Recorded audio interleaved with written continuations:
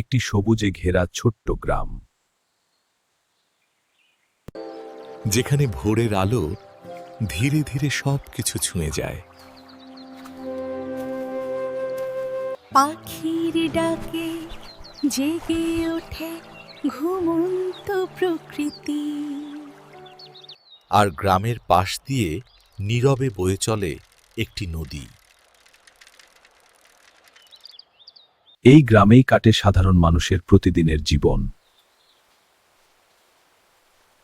এই গ্রামের বুকেই লুকিয়ে আছে অনেক গল্প। আজ যে গল্পটা বলা হবে তা দুই ভাইয়ের। এই গ্রামেই থাকতো তারা, একই ছাদের নিচে। একজনের নাম মধু আর অন্যজন কানু। একই গ্রামে বড় হলেও তাদের স্বভাব ছিল আকাশ পাতাল ফারাক। এই গ্রামেরই এক ঘরে থাকতো দুই ভাই। বড় ভাই মধু ছিল খুব সৎ আর শান্ত স্বভাবের।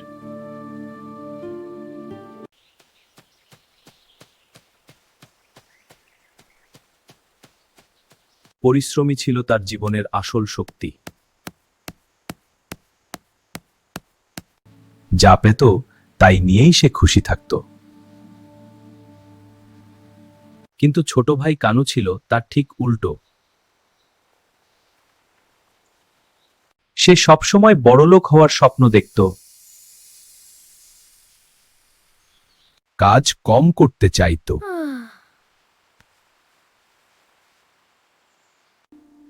কিন্তু চাওয়া ছিল অনেক বেশি। এই ছিল দুই ভাইয়ের স্বভাব, একজন সৎ ও পরিশ্রমী আর একজন লোভী ও অলস। একদিন তাদের ছোট্ট কুঁড়ে ঘরে নেমে আসে কঠিন সময়। ঘরে চাল প্রায় শেষ হয়ে গিয়েছিল। তবু মধুর চোখে ছিল না কোনো ভয়। আজ বেশি কাঠ কেটে আনতে হবে,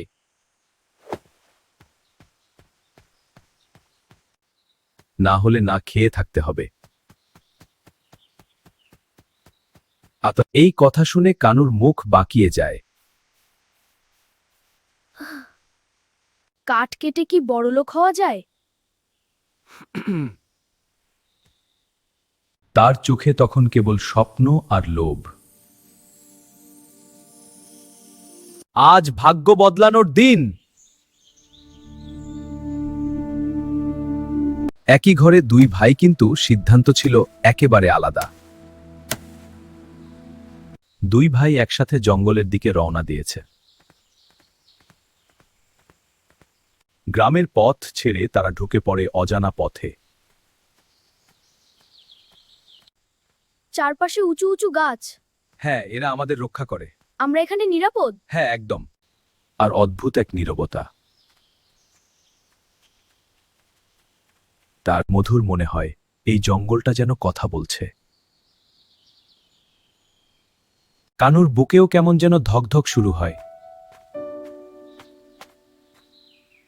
হঠাৎ তারা সামনে কিছু একটা লক্ষ্য করে। জঙ্গলের মাঝখানে একটি পুরনো রহস্যময় পুকুর। সেই পুকুরই বদলে দিতে চলেছিল দুই ভাইয়ের ভাগ্য। পুকুরের ধারে দাঁড়িয়ে কাজে মন দিল মধু। পরিশ্রমী ছিল তার একমাত্র ভরসা। হঠাৎই ঘটে গেল এক অপ্রত্যাশিত ঘটনা।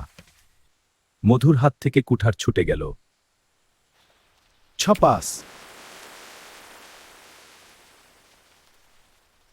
পুকুরের জলে মিলিয়ে গেল তার একমাত্র সম্বল। মধুর বুকটা হঠাৎ করে ধক করে উঠল। এই কুঠার দিয়েই তো চলত তার সংসার। কিন্তু মধু অভিযোগ করল না কারো কাছে। সে জানত না এই পুকুরের গভীরে লুকিয়ে আছে এক আশ্চর্য রহস্য। হঠাৎ করেই পুকুরের জল অদ্ভুতভাবে ঝিলমিল করতে লাগল। জলের গভীর থেকে যেন কেউ উঠছে। ধীরে ধীরে জলের বুক চিরে ভেসে উঠল এক অলৌকিক রূপ। সে ছিল এই পুকুরের জলের পরী। আর তার চোখে ছিল করুণা আর মুখে প্রশান্তির হাসি। মধু হতবাক হয়ে তাকিয়ে রইল। পরী মধুর দিকে তাকিয়ে শান্ত স্বরে কথা বলল। পুরো জঙ্গল তখন জাদুর আলোয় ভরে উঠল। পরী তার হাতে তুলে ধরল দুটি ঝকঝকে কুঠার। এই মুহূর্তেই শুরু হতে চলেছিল মধুর সত্যের পরীক্ষা। পরী প্রথমে তার হাতে তুলে ধরল একটি সোনার কুঠার। কুঠারটি এতটাই উজ্জ্বল ছিল যে চারপাশ আলোকিত হয়ে উঠল। পরী জিজ্ঞেস করল, এটা কি তোমার কুঠার? মধু মাথা নেড়ে বলল, না, এটা আমার নয়।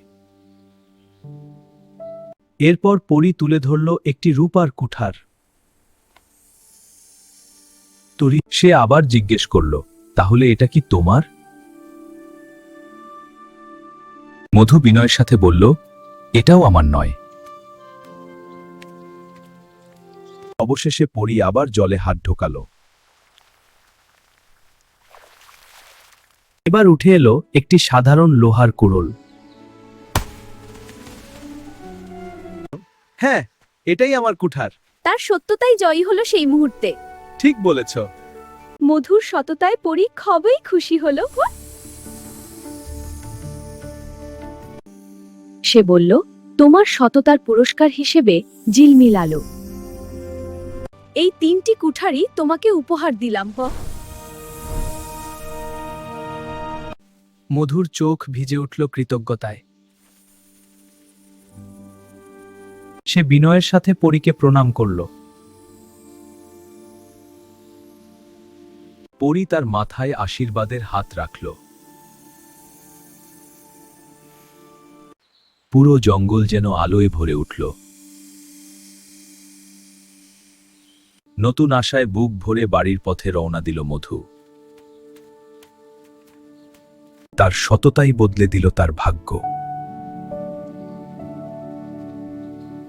কিন্তু গল্প এখানেই শেষ নয়, কারণ দূরে কোথাও দাঁড়িয়ে সবই দেখছিল আরেক জোড়া চোখ।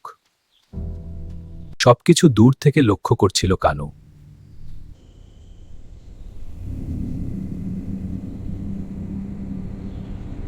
মধুর হাতে 3টি কুঠার দেখে তার মনে আগুন জ্বলে উঠল।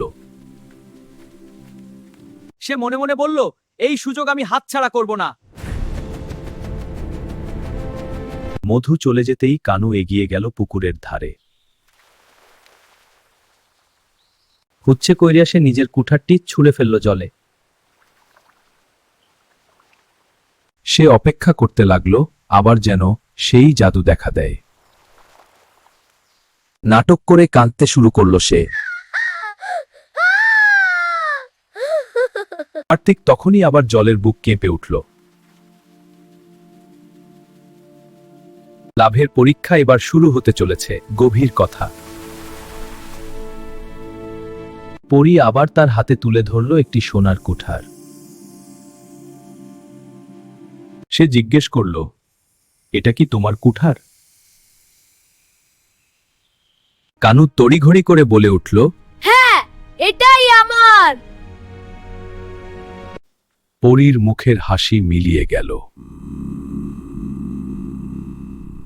সে সোনার কুঠারটি আবার জলে ফিরিয়ে দিল। জলের আলো নিভে যেতে লাগল ধীরে ধীরে। পরী বলল, লোভ আর মিথ্যার কোনো পুরস্কার নেই। মুহূর্তেই হারিয়ে গেল তার নিজের লোহার কুঠারটিও। কই গেল আমার কুঠার? ফিরিয়ে দাও। লোভের কারণে সে হারালো সবকিছু। সততা মানুষকে দেয় সম্মান আর আশীর্বাদ, আর লোভ নিয়ে আসে ক্ষতি আর অনুতাপ। এই ছিল দুই ভাইয়ের গল্প। একজন পেল আশীর্বাদ আর অন্যজন শিখল কঠিন শিক্ষা।